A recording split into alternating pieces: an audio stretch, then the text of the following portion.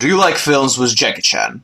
I like films with Jackie Chan. In contrast to Bruce Lee films, they're more fun. Bruce Lee always has the same angry, serious face, while Jackie heroes are for the most part simple, lazy, and fight only when cornered. Or beat women, but that's trivia. And what's most important, unlike Bruce Lee, Jackie actually managed to find himself in something other than cinematography. As a singer, as a martial arts director, and even as a voice for Master Monkey in Kung Fu Panda. This is essentially what I feel towards Mob 100. While One Punch Man is a Bruce Lee film, Mob is a Jackie Chan film. The work of the same one, Mob is, at least from my point of view, his more serious work. While One Punch Man is a comedy that revolves around one joke, Mob has not only a funny protagonist, but also secondary characters that aren't pointless or hyperbolic, quite the opposite in fact, they go equal or even surpass the main hero. None of the characters are useless or without a purpose in the story, and what's most important, unlike Saitama, they don't orbit around Mob, it is Mob who orbits around them. Shit, forgot to tell you about the plot. Oh well. Mob Psycho 100 is a story about an 8th grader named Shigeo Kageyama, or Mob, who's the strongest esper in the world, and while in the anime itself it's not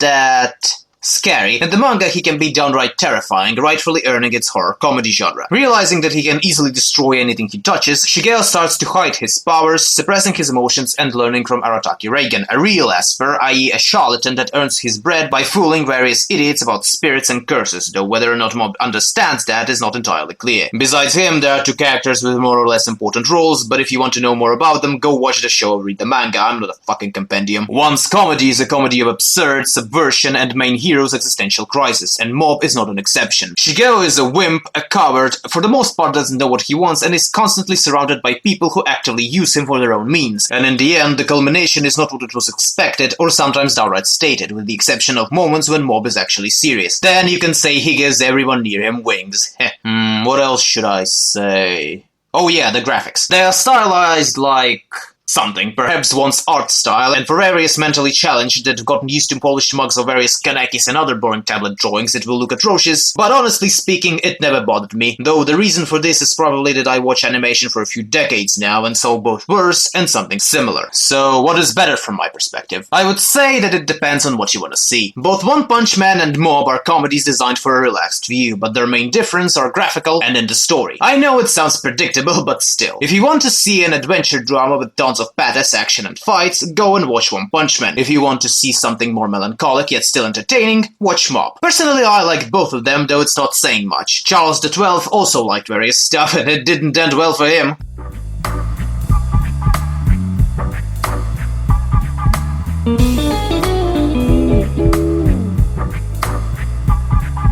Mm-hmm.